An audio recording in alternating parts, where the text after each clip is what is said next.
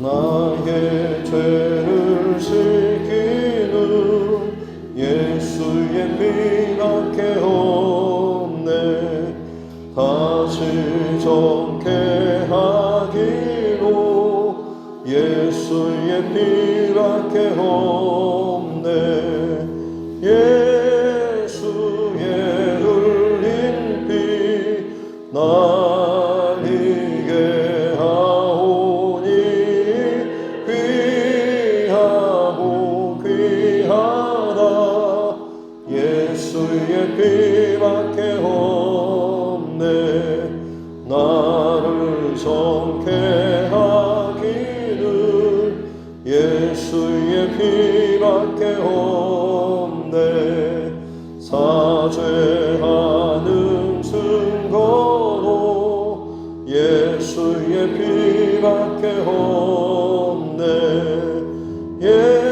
예수의 흘린 피 날 이게 하오니 귀하고 귀하다.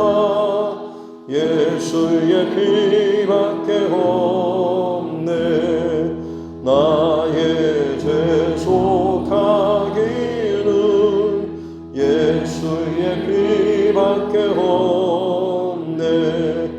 나는 공로 없으니 예수의 피밖에 없네.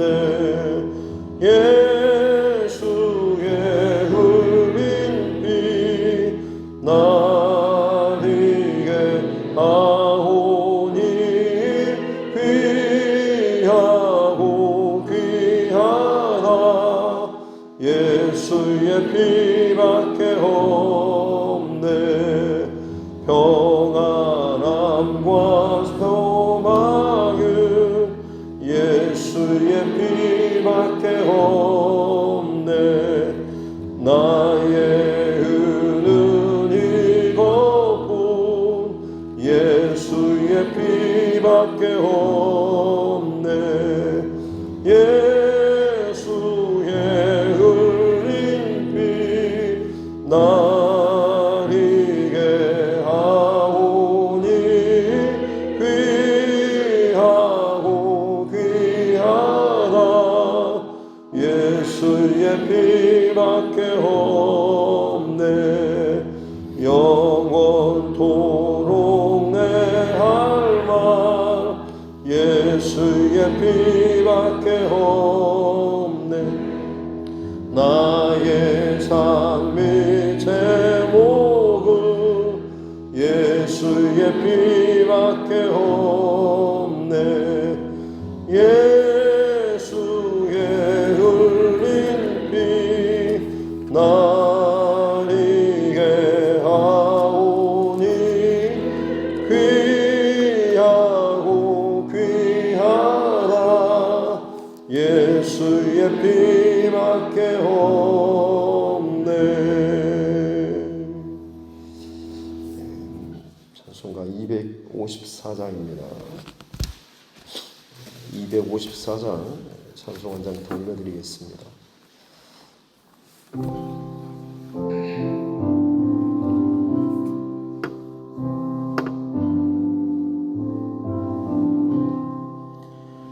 내 주의 보혈은 정하고 정하다. 내 죄를 정케 하신 주 나오라 하신다. 내가 주께로 지금 가오니 십자가의 보혈로 날 씻어주소서. 약하고 주의로 주께로 나가며 힘 주시고 내 주함을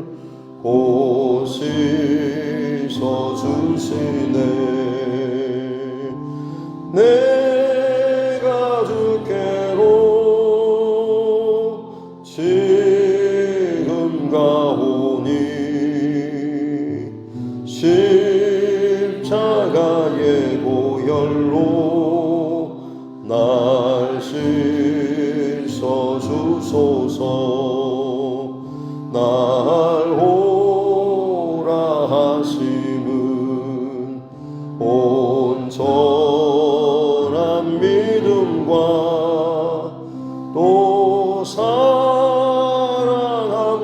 평안함 다 주려 함이라. 내가 주께로 지금 가오니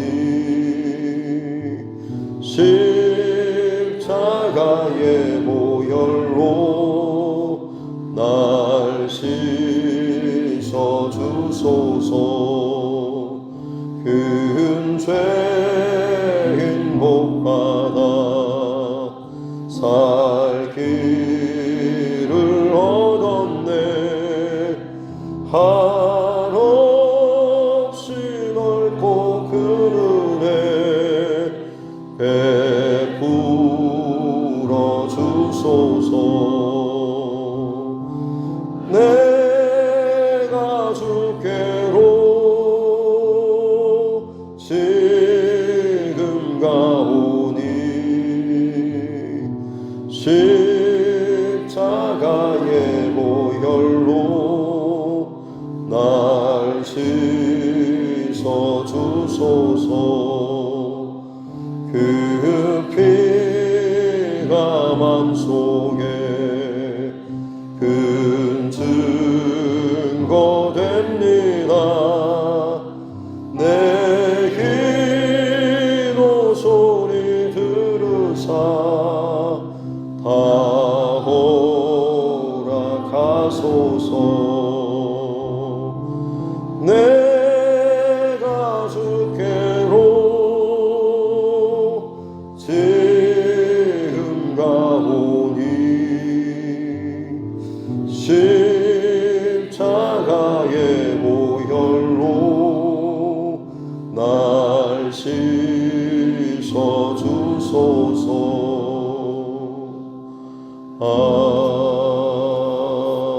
아멘.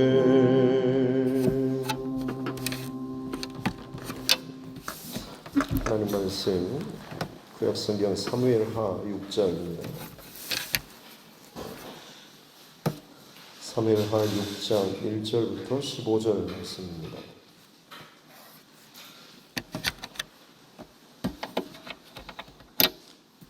성경 사무엘하 6장 1절부터 15절 말씀입니다. 같이 함께 합독하겠습니다.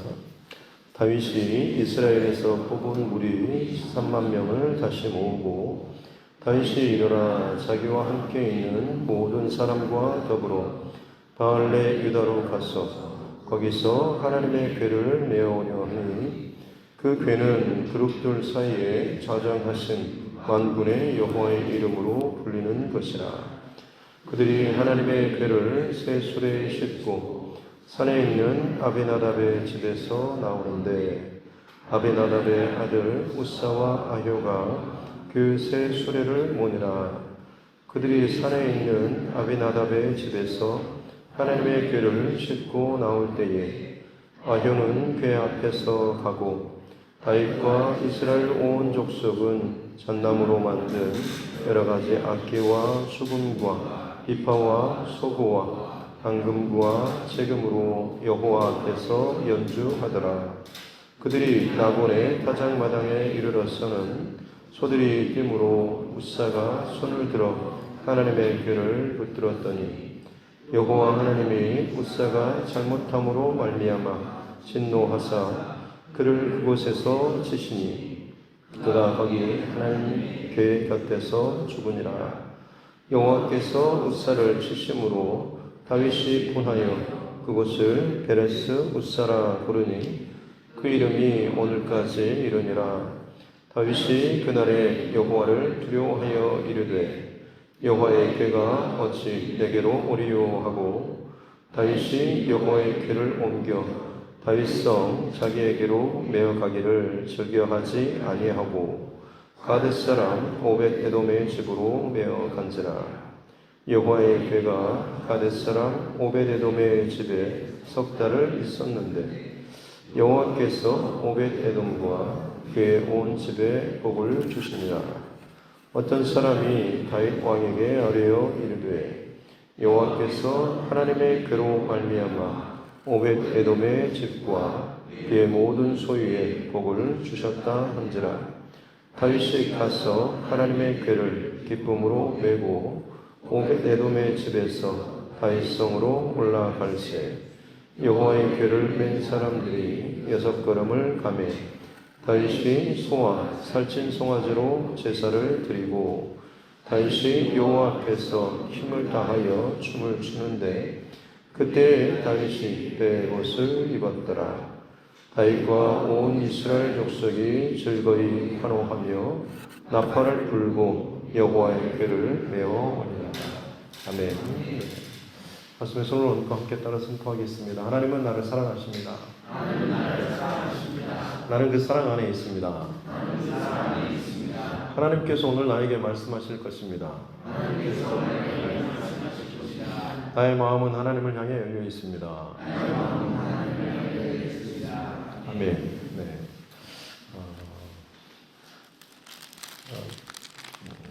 다윗에 관련된 전쟁이 마무리가 됐죠. 그냥 다윗의 삶의 스토리 가운데 일어나는 몇 가지 일련의 사건들, 전쟁들인 것처럼 여겨지지만 사실 우리에게도 동일하게 일어날 수 있는 하나의 영적인 과정으로도 볼 수가 있습니다. 특별히 우리 주변에 둘러싸고 있는 온갖 어둠이나 죄악된 것들, 그리고 나도 모르는 사이에 세상과 좀 혼합되어 있는 것들로 인해서 굉장히 좀 복잡한 그런 심경, 혹은 하나님의 말씀과 명령이 주어졌음에도 불구하고 온전히 수행하거나 순종하지 못하는 것이 우리 안에 가득 차 있는 이 죄악된 것들, 혹은 흐트러진 것들, 부정한 것들이 있기 때문인데, 다윗은 어떤 의미에서 보자면 그 하나님께서 세우실 하나님의 나라, 거룩한 나라, 하나님의 뜻이 온전히 이루어질 그 나라를 위해서 그 어떤 거룩과 정결함, 이 통로로 쓰임받는 사람이라고 할 수가 있죠. 사울은 그에 비해서 상당히 좀 인본주의적인, 때에 따라서는 잘 순종하는 것처럼 보이지만 결정적인 순간에는 자기의 어떤 계산이나 혹은 여러 가지 본인의 어떤 인간적인 마음이나, 그리고 무엇보다도 사람의 어떤 시선, 백성의 시선을 두려워하는, 의식하는, 하나님보다 이제는 나중에는 오히려 그것이 더 크게 여겨지기는 그런 모습이라고 할 수가 있겠습니다. 하나님께서는 결국 사울을 치우시고 다윗을 왕위로 세우셨죠. 그리고 그 과정에서 여러 가지 그런 전쟁들, 크고 작은 전쟁들에 대해서, 의미에 대해서 잠깐 말씀을 나눴지만, 내가 앞서는 것도 아니고 혹은 나의 어떤 열심이나 이런 것이 아니라 중요한 것은 하나님의 뜻, 또 하나님의 그 기뻐하시는 이것이 하나님의 그런 방법과 하나님의 어떤 속도, 이거 방향대로 그대로 잘 드러날 수 있고, 이게 이제 이 땅에서 잘 나타날 수 있어야 한다라고 하는 것이죠. 아무리 열심을 낸다고 할지라도 내가 더 앞서면 그것은 또 하나님의 기뻐하시는 방법이 안 되는 것이고, 아무리 또 잘 좋게 모든 게 일어나는 것처럼 여겨지지만 거기에 하나님의 어떤 기뻐하시는 영광이 드러나지 않으면 그조차도 하나님의 또 뜻이 아닌 것이 되는 것이죠. 다윗은 어떻게 보면 다윗의 삶에 있어서 중요한 것은 늘 하나님께 묻고 했다라고 하는 것이죠. 블레셋과의 그 전쟁에서 특별히 예루살렘 성읍, 여부스 사람들이 살았던 그 성읍을 차지하는 시온성, 다윗성, 예루살렘성, 이걸 이제 차지하는 그 전쟁, 이게 이제 어떻게 보면 영적으로 보면 가나안 땅, 약속의 땅, 이미 여호수아 시절에 정복 전쟁을 다 마무리 지었지만 지파별로 그 땅에 남아있던 그 잔당들이죠. 거대한 어떤 우리 삶에 있어서 영적 전쟁을 치르고 나서 이미 십자가의 어떤 그런 사건을 통해서 승리를 선포하셨지만, 중요한 것은 내 삶의 여정 가운데 끊임없이 순간순간마다 십자가를 기억하고 바라보면서 내 모든 마디마디 그리고 구석구석마다 십자가의 도와 진리와 빛이 그야말로 좀 자연스럽게 드러날 만큼의 우리의 성품과 인격과 생각과 마음이 십자가를 향하여서 고정되어지고 다듬어지는 이 과정들이 남아 있습니다. 하지만 이스라엘 백성들의 그 역사를 보면 여호수아 시대가 지나고 사사기, 열왕기의 시대로 이렇게 넘어갈 때 어떻게 보면 온전하게 이 거룩한 이 순종의 싸움을 잘 못했죠.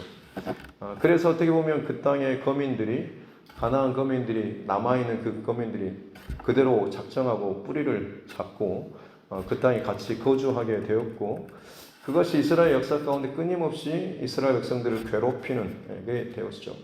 우리도 마찬가지로 하나님께서 명령하신 내 안에 어떤 거룩한 어떤 삶의 영역들 분명하게 잘라내거나 이걸 정리하지 않으면 결국에는 여지를 남겨두게 되면 나도 모르는 사이에 아니면 내가 정말 힘들고 내 영적인 힘이 좀 떨어질 때 혹은 은혜가 떨어질 때 다시 또 그 예전에 그 죄악된 그 뿌리들이 또 일어나서 나를 또 흔드는 그런 제목이 될 수 있는 거죠.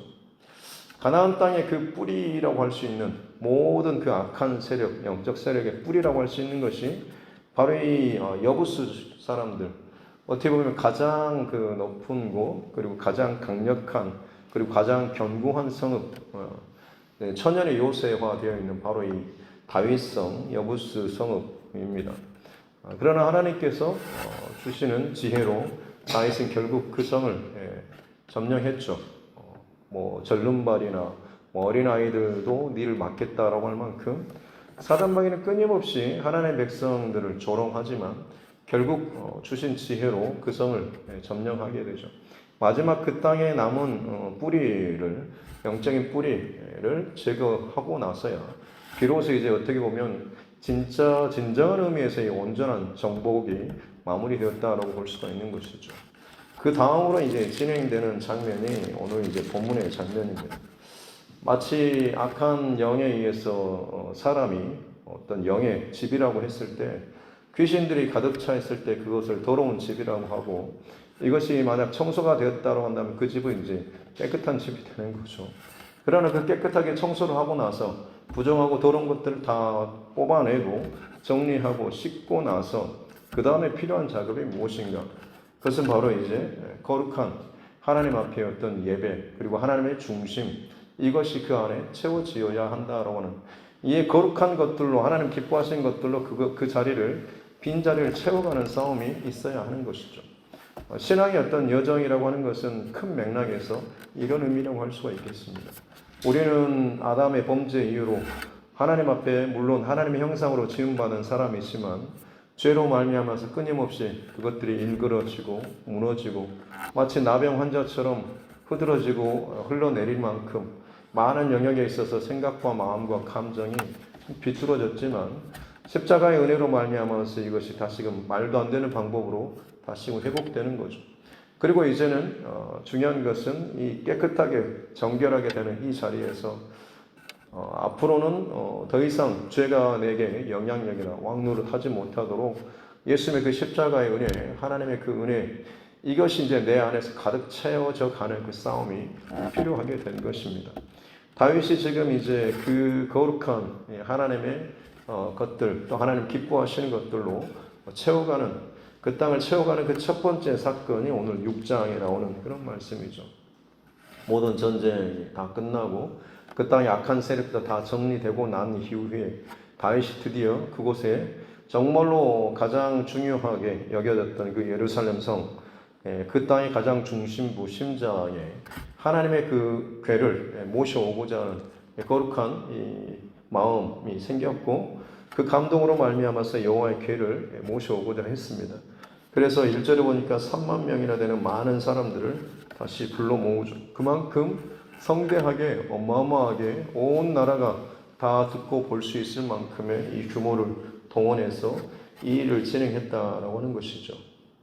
그리고 그 궤를 이제 어떻게 보면 참 오랜 세월 동안 사울의 통치가 40년이고 그 이전에 엘리 제사장 실로 때 블레셋과의 전쟁 때 빼앗겼으니까요. 그때 빼앗겼다가 돌아오긴 돌아왔지만 사실은 지금 이 이 아벤하답의 집에 방치된 상태죠. 그때부터 방치되어서 4월에 40년까지 하면 거의 한 70년 가까운 시간 동안에 이 여호와의 법궤가 그야말로 방치되어 있는 그런 상태였습니다.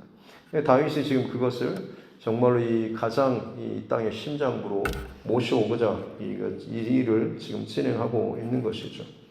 그때 이제 이 아벤하답의 집에 오랫동안 이 여호와의 법궤를 지금 모셨던 그 아벤하답의 집이죠. 그 집에 지금 우사와 아효 두 아들이 이 여호와의 궤를 모시고 나오는데 3절에 보니까 하나님의 궤를 새 수레에 싣고라고 나오고 있습니다. 그리고 그 이후로 오늘 읽은 본문에서 이 새 수레라고 이 단어가 상당히 많이 반복되고 있습니다. 그만큼 강조되고 있는 것이죠. 여호와의 궤가 지금 어디에 실려 있느냐? 새 수레, 새 수레, 새 수레. 근데 이 새 수레라고 하는 표현이 언제 나오냐면 여호와의 궤가 블레셋에 빼앗기고 전쟁 때 빼앗기고 그리고 나서 그 블레셋 5방백 그 도시들을 다 전염병으로 치고 나서 이 블레셋 사람들이 두려워가지고 다시 이스라엘 진영으로 보내게 되죠. 베세메스로 향하는 그 암소 둘, 전나는 암소 둘에 매여가지고 그때 그 암소들이 끄는 수레가 새 수레였습니다. 그러니까 블레셋에 의해서 어떻게 보면 그때 당시에 최첨단 최고로 어떤 그런 자기들 나름대로 최선을 다해서 만든 최상의 어떤 그런 것이 새 수레였던 거죠. 하지만 이것은 그들의 의미에서 세상적인 의미에서 새 수레였지 하나님께서 하나님의 그 거룩함, 하나님의 임재를 이동하고 하는 그 방법으로는 세상적인 아무리 새로운 혹은 최첨단의 화려한 고급이라고 할지라도 그것은 하나님의 거룩을 운반하는 어떤 통로가 될 수 없다라고 하는 것을 오늘 사건을 통하여서 보여주고 있는 것이죠. 그걸 모른 채 지금 우사와 아효, 심지어 다윗조차도 지금 이 일을 그냥 그렇게 지나가고 있습니다. 겉으로 보이기엔 굉장히 좋죠. 아무도 타보지 않는 그야말로 잘 구경도 못 해본 새 수레를 지금 이게 끌고 있고 거기에 여호와의 궤가 올려져 있고 많은 사람들이 도열하고 진열한 가운데 이게 이제 행진에 가고 있는 것이고 수많은 사람들이 그 앞에서 악기를 연주하고 춤추고 있습니다. 잘 되고 있는 것 같고 너무너무 화려하고 분위기도 좋습니다. 그러나 6절에 나곤의 타작마당에 이르러서 소들이 갑자기 뛰고 그때 우사가 손을 들어 여호와의 궤를 붙들었다. 흔들흔들 하다가 아마 궤가 비틀어져서 넘어지고 땅에 처박힐 그런 위기가 처해진 것이죠. 그래서 이 우사가 안 되겠다 싶어가지고 자기 손으로 어떻게 보면 흔들려서 넘어지고 땅에 곤두박질 쳐버리면 어떻게 보면 그날의 행사는 메인이 지금 여기인데 이게 지금 무슨 아무리 힘도 없는 그 상자처럼 툭 떨어져 보고 처박혀 버린다고 한다면 얼마나 이 행사가 끔찍하게 망쳐져 버리겠습니까? 그래서 이제 이 우사가 그것을 손으로 붙잡은 거죠. 그런데 7절에 여호와께서 우사가 잘못함으로 말미암아 진노하셨다. 그리고 그를 그곳에서 치셨고 즉각적으로 심판하셨죠. 그리고 그가 그의 궤 곁에서 하나님의 궤 곁에서 죽으니라 라고 나와 있습니다. 다른 병행 본문에 보면 여호와께서 그를 찢으셨다라고 할 만큼 굉장히 그의 몸이 찢겨져서 죽임을 당한 그런 표현이 나와 있습니다. 그래서 다윗은 그 예식을 순식간에 완전히 그냥 다 망쳐지게 되고 멈추게 되고 그냥 본인도 이게 분노해서 다윗 성으로 자기 성으로 가버리게 되죠. 뭐 하나 잘못했는데 사람이 이렇게 죽을 정도면 왕궁에 지금 모셨다가는 다 죽어나겠다 싶은 그런 마음이 들어서 불편한 마음으로 이제 다윗도 돌아갔습니다만 결국엔 이 그냥 또 방치된 여호와의 법궤죠. 근데 이 법궤가 10절에 보면 가드 사람 오베데돔의 집으로 메어갔다. 가드는 여러분 블레셋의 5방백 도시 가운데 하나입니다. 그래서 아마 추정컨대 이 오베데돔이라고 하는 사람이 가드 이방 출신인데 지금 이게 유대 이 땅으로 넘어와서 그 땅과 지금 동화되고 여호와 신앙을 고백하는 시간이 지나는 동안에 어떤 방식으로든 이 약속의 언약 백성들과 같이 연합하면서 사는 그런 가정이었을 것이다라고 추정을 합니다. 그러나 어찌됐든 간에 본토 혹은 본류, 이 이스라엘 본 백성이 아니었기 때문에 주로 이방 민족이 왔을 경우에는 상당히 좀 허드렛 일이라든지 어떤 좋지 않는 그런 대우나 이런 걸 받게 되는 거죠. 근데 그 사람 중에 한 가정이 어느 누구도 챙기지 않는 여호와의 법궤를 지금 그가 모셔갔죠. 그리고 그 집에 석 달을 있었고 여호와께서 그 집에 온 집에 복을 주셨다.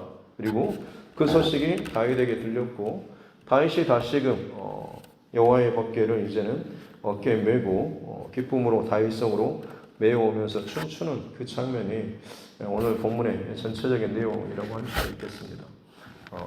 굉장히 좀 내용이 복잡하고 또 깊고 많은 것들이 담겨 있어가지고 이 짧은 시간에 다 나누기는 좀 그렇지만 가장 핵심적인 것은 다시 말씀드리지만 저와 여러분에게도 마찬가지입니다. 뭔가를 다 정리하고 새롭게 다시금 결단하고 시작하고자 할 때 가장 중요한 것은 내가 이전에 해왔던 악한 죄악된 혹은 타협했던 이것들을 새로운 결단으로 내가 만약 다시 시작하고자 한다면 가장 본질적인 그 첫 출발은 진짜 거룩한 하나님의 어떤 영광, 임재, 예배 여기에 이것을 가장 먼저 해야 하는 거죠. 아브라함이 혹은 믿음의 조상들이 갈 때마다 그 약속의 땅에서 그들이 먼저 했던 것은 하나님 앞에 제단을 쌓고 예배하는 것이었죠. 생명의 우물을, 예배의 우물을, 영적인 우물을 파는 것이었고 그로 말미암아서 그들이 호흡하고 살 수 있었던 것입니다. 다윗도 지금 그 작업을 이제 하는데 문제는 사단 마귀가 참 교묘하게 모든 순간순간마다 제거되는 순간에도 참 교묘하게 인간적인 방법으로 그것들을 끼워 넣으려고 하는 것이고 다시금 그곳에 거룩한 하나님의 것들을 쌓아넣는 그 과정에서도 참 교묘하게 이 많은 상황들을 또 집어넣는 것을 보게 되는 거죠. 그만큼 내 영적인 거룩한 신앙으로 싸워가고 세워간다고 하는 것은 어느 한순간도 방심할 수 없는 것입니다.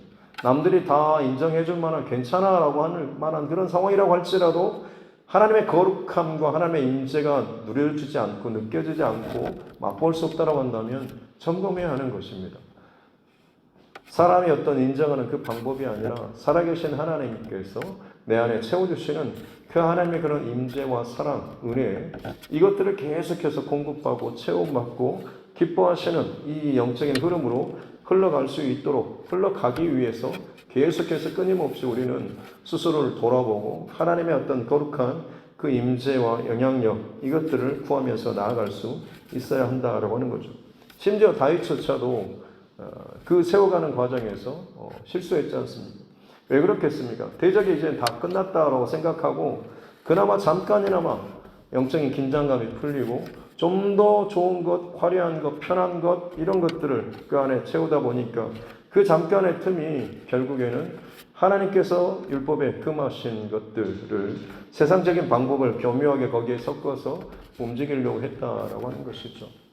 비록 죽음의 사건으로 멈춰서긴 했지만 다시금 이것이 오베데돔의 집을 통하여서 다윗에게 깨달음을 줬죠. 새 수레가 아니라 제사장들의 그 어깨를 통하여서 땀을 나는 사람의 어떤 수고나 하나님 명하신 그 방법을 통하여서 거룩하게 구별된 하나님의 그 사람들을 통하여서 하나님의 임재가 이동되고 채워질 수 있다라고 하는 것입니다. 어떻게 보면 오늘 말씀에서 가장 충격적인 부분은 그거죠. 여호와의 궤가 만약 우사가 붙들지 않았으면 어떻게 됐을까? 그냥 그 중간의 상태에서 이렇게 좀 멈춰졌을까요? 그러지는 않았을 것 같습니다. 막 날뛸 때 우사가 만약 그걸 붙잡지 않았다면 궤를 손으로 붙잡지 않았으면 아마 땅으로 곤두박질 쳤겠죠. 궤의 상자가 부서졌을지도 모르겠고 그 안에 있는 것들이 참 적나라하게 드러났을지도 모르겠습니다. 그러나 하나님께서 우사를 치셨다라고 하는 것은 하나님께서 오히려 어쩌면 그것을 그대로 두기를 원하셨다라고 하는 거죠. 굉장히 큰 도전적인 것일 수도 있겠습니다. 우리는 어떻게 보면 이것만큼은 도저히 안 돼라고 할 만큼의 것들이 있죠. 이스라엘 백성들은 하나님의 성, 예루살렘 성, 하나님께서 내 눈과 내 마음을 두시겠다라고 약속한 영원한 다윗의 언약을 두신 바로 그 성, 그 성은 결코 무너지지 않을 거다라는 그런 마음이 있었지만 결국엔 무너졌지 않습니까? 돌 위에 돌 하나도 남지 않을 만큼 참 처참하고 비참하리만큼 다 깨졌습니다. 그것을 하나님께서 허락하신 거죠. 왜냐하면 더 이상 그 성은 하나님의 거룩한 성이 아니었기 때문에 그렇습니다. 여호와의 법궤가 만약 땅으로 곤두박질을 치는 상황이 온다고 할지라도 하나님께서 그것을 허락하셨다고 한다면 사실은 돼야 되는 거죠. 오늘날 우리 교회의 모습들, 그리스도인들의 모습들 상당히 많이 곤혹스러운 상황이고 참 부끄러운 말이지만 목회자라고 하는 사람이 정치 비슷하게 참 지저분한 그런 말들이나 행동을 하는 그런 모습들도 봅니다. 한 사람의 모습뿐만 아니고 전반적인 이단의 어떤 일탈이나 아주 부정한 그런 행위들도 결국 세상 사람들 보기에는 그냥 다 교회 아니냐라는 식으로 참 매도당하고 있는, 그래서 지도자들 혹은 성도들 혹은 모든 교회가 참 부끄럽고 수치를 당하는 그런 시대 가운데 살고 있습니다. 마치 지금 법궤처럼 흔들거리다가 곤두박질 치고 있는 그런 상황. 코로나 때 아마 어떻게 보면 참 그야말로 그런 상황이지 않을까 싶습니다. 과연 우리는 그때 지금 그걸 지나고 나서 과연 어떻게 세워가야 할지에 대해서 하나님께 좀 더 묻고 고민하는 이 시간들이 있었으면 좋겠습니다. 무너지지 않고 곤두박치지 않도록 하기 위해서 어찌됐든 예전의 그 모습 그대로를 다시 한번 회복하기 위한, 이것이 지금 코로나 이후에 우리가 지금 바라보는 두드림교의 어떤 회복의 부흥의 어떤 목표 지점 모습이라고 한다면 어쩌면 우리는 지금 잘못된 방향을 잡고 있는지도 모르겠습니다. 교회가 수치를 당하고 깨뜨림 받는 곤두박질을 치는 상황이 오고 그것을 허락하셨다고 한다면 무슨 의미가 있겠습니까? 교회가 예루살렘 성이 하나님의 거룩한 백성이 그 거룩함을 혹시나 훼손하고 잃어버렸다고 하는 그런 의미 아니겠습니까? 그것을 허락하시고 방치하시고 내동댕이 치신다고 한다면 그 과정을 겪으면서 수치를 겪으면서 모욕을 겪으면서 다시금 회개하고 돌이키고 진정 다시금 하나님께서 기뻐하실 거룩한 가장 중요한 이 중심을 우리의 어깨에 메고 헌신이라 부를 수 있을 만큼 적당하게 어떤 그런 계산이 아니고 그야말로 온전히 주님을 사랑하는 그 마음. 거룩이라고 하는 것은 그냥 구별된다라는 그런 의미가 아니라, 그냥 단순히 구별 의미가 아니라 가장 핵심은 하나님께서 받으신다라고 하는 것입니다. 어떤 모습, 어떤 방법, 어떤 결정이든지 간에 하나님께서 받으시는 것이면 그것은 거룩한 것이 되는 것이죠.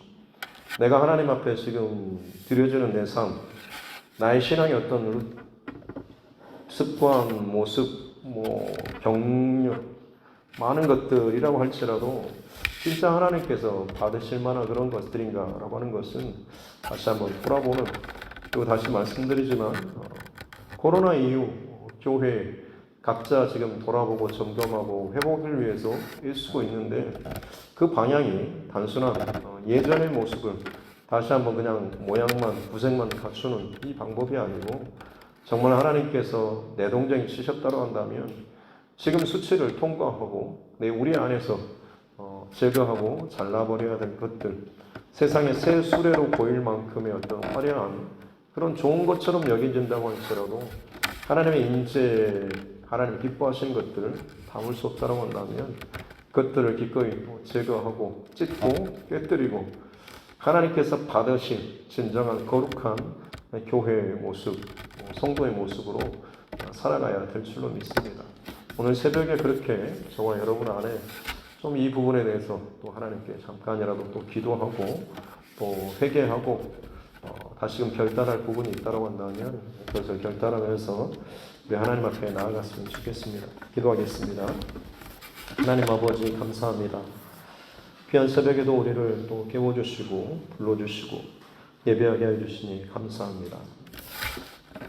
하나님 마음에 합한 사람 다윗을 통하여서 그 땅에 오랫동안 이어져 오던 전쟁을 이제는 마무리하고 끊임없이 하나님의 뜻을 묻고 물었던 다윗, 이제는 그 깨끗하게 청소된 그 자리, 악한 그 세력들이 수백 년 동안 뽑히지 않고 그 자리를 버젓이 버티며 오던 그 자리조차도 결국에는 다 뽑아내고 깨끗이 정돈한 이후에 새로운 하나님의 거룩한 임재로 채우고 시작하고자 했던 이 다윗, 그 시점에도 여전히 사람 마귀는 참 교묘한 방법으로 흐트러뜨리고 방해하려고 하는 이 모습을 봅니다.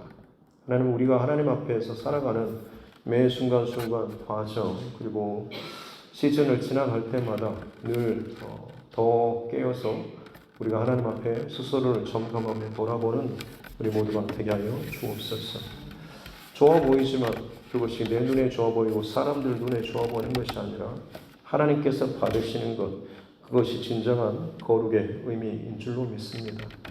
세상의 방법과 다르다고 하는 것만을 요구하는 것이 아니라 나와 하나님과의 그 관계 안에서 하나님께서 받으시는 것, 그것이 진정한 하나님의 거룩인 줄로 믿사오니 내가 하나님과의 오늘의 이 관계, 어떤 관계를 이어가고 있고 이 속에서 나는 하나님 앞에 정말 받아들여지고 있는지 거룩한 그 산 제물로 하나님, 내가 지금 모습이 계속해서 다듬어져 가고 있는지, 죄와 더불어서 피 흘리기까지 싸우고 있는지 늘 점검하고 돌아보는 우리 모두가 되게 하여 주옵소서.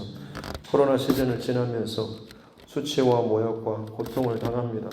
하지만 이제 다시금 회복과 부흥을 허락하신 하나님, 다른 무엇보다도 예전의 모습을 다시 복원하는 것이 우리의 목표가 아니라 가장 본질적인 교회의 그 거룩, 하나님의 백성의 그 거룩, 하나님께서 이 시대에 그리고 앞으로 다가올 시대에 하나님께서 기뻐 받으실 그 거룩한 진정한 의미로서의 거룩을 소유하고 품고 또 그것을 위해서 더 기도하고 집중하며 헌신하며 예배하는 우리 두드림의 모든 권속들 되게 하여 주옵소서. 감사드리며 거룩하신 우리 구주 예수님의 이름으로 기도드립니다. 아멘. 하늘에 계신 우리 아버지 이름을 거룩하게 하시며 아버지의 나라가 오게 하시며 아버지의 뜻이 하늘에서와 같이 땅에서도 이루어지게 하소서. 오늘 우리에게 일용할 양식을 주시고 우리가 우리에게 잘못한 사람을 용서하여 준 것 같이 우리 죄를 용서하여 주시고 우리를 시험에 빠지지 않게 하시고 악에서 구하소서. 나라와 권능과 영광이 영원히 아버지의 것입니다. 아멘. 주신 말씀 또 붙잡고 교회와 주의 종과 여러분 각자의 기도 제목과 이 나라 정치 위정자들을 위해서도 계속해서 갈수록 또 복잡하고 어려워지지만 그럴수록 우리 크리스찬 위정자들을 위해서 더 많이 또 기도해야 될 줄로 믿습니다. 세계 곳곳에서 일어나고 있는 많은 상황들, 어려움, 문제, 고통, 재난, 이 모든 상황들을 위해서도, 그리고 땅끝까지 복음 사명 감당하는 우리 선교사님 또 그 가정들을 위해서도, 우리 또 환우분들과 또 삶의 여러 가지 문제 가운데 힘들어하는 우리 믿음의 지체들, 그리고 우리 특별히 다음 세대 자녀들을 위해서도, 특별히 군복무 중에 있는 이런 자녀들을 위해서도, 그리고 하나님께서 내게 붙여주신 영혼 구원의 제목, 기도 제목들 되는 그런 사람들, 그들을 위해서도 같이 함께 기도하도록 하겠습니다. 하나님 아버지 감사합니다. 오늘 하루도 하나님이 주신 은혜로 새날을 맞이하며 새날의 첫 시간을 하나님 앞에 예배하며 이 하루를 시작합니다. 하나님께서 참 기뻐하셨던 다윗, 하나님 그의 삶이 하나님 앞에 드려지고 쌓아지고 그를 통해서 하나님의 아름다운 일들이 시작됨에도 불구하고 하나님께서 진정 기뻐하셨던 이루시고자 하셨던 것들을 이루기 위해서 하나님 새롭게 시작하는 이 예배의 과정, 법궤로 옮기는 하나님의 거룩한 인재를 그 땅의 심장부에 옮기는 그 작업 가운데도 여전히 사단마귀는 참 교묘하게 틈을 타고 그 안에 희망을 놓으려고 하는 이 일들이 참 있음을 알게 하여 주옵소서. 내가 하나님 앞에 행하는 모든 일들조차도 그저 예배한다고 해서 다 그게 하나님께서 받으시는 것이 아니고 그 동기와 과정과 진행 가운데 얼마나 사단 마귀가 순간순간마다 방해하고 흐트러뜨리고 또 부정하고 또 섞어버릴 만큼의 이 많은 일들이 얼마나 많이 있었는지 저는 그러게 우리는 늘 깨어서 하나님 기도하고 하나님께 주신 은혜와 또 지혜로 그것들을 분별해 나아가는 이 거룩한 믿음의 싸움이 우리 안에 있으면 될 줄로 믿습니다.